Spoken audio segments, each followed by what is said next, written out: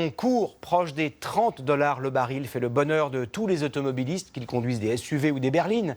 Depuis 2004, le pétrole n'a jamais été aussi bon marché. Cette chute des cours n'a pas que des conséquences positives. Le groupe Vallourec, par exemple, qui fabrique des tubes pour les forages pétroliers, a annoncé aujourd'hui la suppression d'1 millier de postes.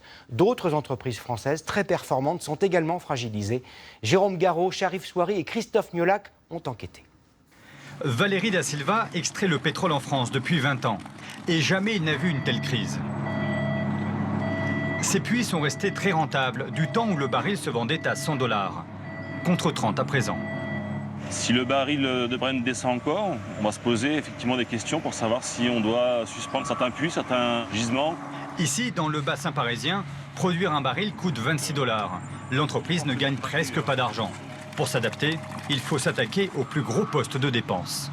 Nous avons été obligés de réviser nos investissements, et notamment tout ce qui concerne dans un premier temps l'exploration.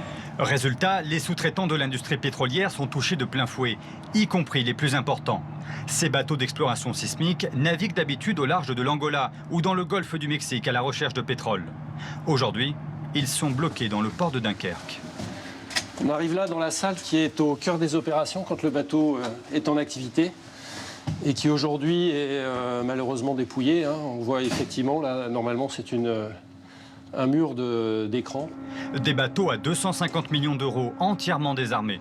Tout le matériel de très haute technologie est retiré puis stocké à terre en attendant des jours meilleurs.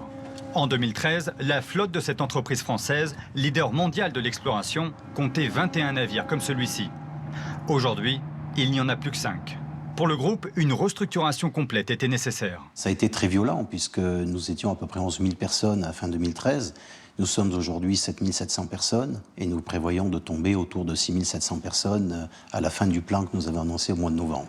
Tous les grands groupes français parapétroliers réduisent la voilure et taillent dans les effectifs. En France, moins 310 emplois pour la société CGG, 330 pour Technip et 565 chez Vallourec. 2 fabricants de pièces détachées pour l'industrie pétrolière. Tous attendent maintenant un rebond du cours du baril pour relancer leurs activités.